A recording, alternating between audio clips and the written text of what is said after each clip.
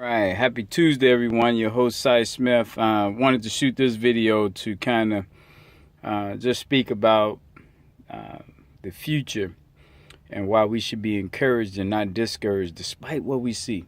And it's tough. It's tough making these calls when you got kids being killed and things of that nature. And I get it. Very tough, you guys. Condolences to everyone that's lost their loved one, people that have loved ones that's sick and on the deathbed now. Stay encouraged. Stay encouraged. We all have 86,400 seconds a day, and it's how we use those seconds. It's what's important to you, how you spend your energy. Watch your energy. Watch who you allow in your orbit with the energy that they bring, and just know that it can always be worse. No matter what it is, it can always be worse. So anyway, I want to talk about reducing the cost of living.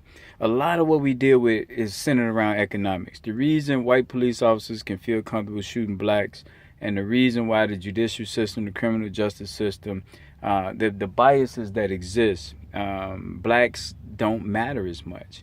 The skin color matters, and the fact that you are darker means you have less connections. It means you have less people who will advocate for you. That's not racist. That's the reality. And so until we pull our economic resources together and and become a force to be reckoned with, don't expect external people to respect you. It's hard to respect people when they're standing in line for materialism, Michael Jordan shoes, iPhones, and won't stand in line for their children's school or parent-teacher conferences. Hard to respect people like that. And granted, other people do that as well, but collectively, what blacks have in this nation is a shame that we don't have better institutions. So, what we're working on, and everyone know, we had these daily living habits that I think this whole fight for making life better involves each person looking in the mirror. What are your habits? What do you do habitually? And so we're saying, can we coordinate? Can we pull together our habits so that we can have power? Power is the ability to get things done despite resistance. That's what power is. So despite the resistance of external people, and I say rural America, who want to see the conditions stay bad in urban America because that fills the prisons in their counties that allow them to continue to make money. So anyway, our power would be to fight past that despite the resistance from the state reps and downstates all over who want to defund urban America so that they can fund the prisons. All right. So anyway, let me go to reducing the cost of living. So we have to, as African Americans and allies of African Americans, we had to reduce the cost of living for our communities. Boatloads of people are making millions and billions of dollars off of us due to our debt, the payday loan stores, the high interest loans that we have to take on, mortgage, you name it. People know, poor people, you can just take advantage of them because they have limited access to additional support. So anyway, what we had to do is reduce that cost of living. We had to go back to a place in time when we bartered with each other. When my wife did an excellent example of that, a lady who, she was a seamstress, she sewed. My daughter, 5-year-old, went to her and got sewing lessons from her in exchange for my wife redoing her couch for upholstery. So that saved, saved her upholstery fees about $300, saved us about $75 in classes. But that's the type of reducing of cost of living for both parties we have to get back to. It's going to be hard to do that if we don't know the assets that everyone bring in each household, person by person. Some of you got teenage children that can make money off daycare, babysitting. We have to look at that. Some people got young men that can shovel snow and cut grass and earn a living. But if we don't have the mindset of internally keeping the money within us, we'll make the money and give it right back to people who don't care about us. So that could be a hole in the boat that we just dip in the water out. So let me give you the 4 things. I hope you will write these 4 things down that we have to do to reduce the cost of living. Number 1, we have to keep more of our own money. Government cannot be allowed to continue to tax us to death. Government don't exist because it costs money to exist without us funding them.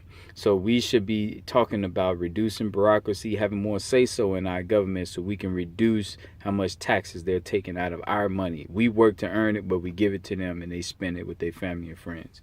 So we got to get government to reduce its cost on us. Every time you go to court, you pay fees. That's government extracting from you. So number one, we got to keep more of our money on our own. Number two, internalize our spending. We must buy black, support black, find black reasons to give money to the black community.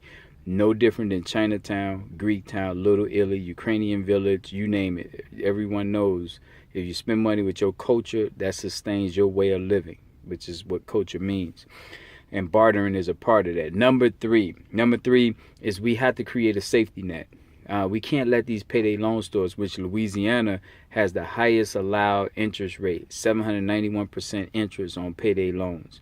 We must stop these vipers in our community. So number three is to establish an emergency Wednesday kit.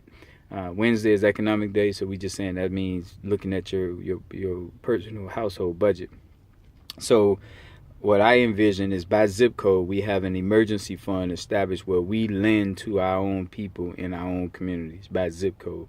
And so the emergency Wednesday kit means in 60623, we know is $5,000 available for whoever is trying to get an emergency loan, hardship grant, whatever the case is. But it's by zip code, so that way you can know what support you have.